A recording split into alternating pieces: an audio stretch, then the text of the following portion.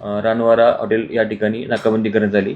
सदर वाहन त्या ठिकाणी संशयित वाहन आल्यानंतर ती तपासणी केली असता त्याच्यामध्ये साधारणतः 3 किलो 200 ग्राम वजनाचं वेल माशाची उलटी आढळून आली, ज्याची किंमत बाजारभावाची किंमत ही 3,27,60,000 रुपये होती. सदर जे वेल माशाची उलटी आहे ही ताब्यात घेऊन त्याच्यामध्ये इंदोरी पोलीस स्टेशन येथे 784/2024 याच्या अंतर्गत वन्यजीव संरक्षण कायदा 1972 त्याचं कलम 39 व 44, भादवी कलम 34 याच्या अनुषंगाने गुन्हा दाखल करण्यात आलेला आहे.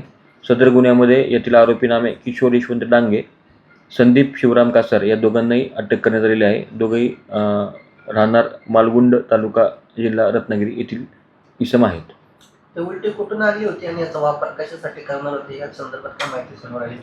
प्राथमिकदृष्ट्या सदर उलटी ही रत्नागिरीवरून आणण्यात आलेली आहे आणि याचा मुख्यतः वापर हे परफ्यूममध्ये सुगंधी द्रव्य म्हणून वापर केला जातो असल्याची माहिती आहे.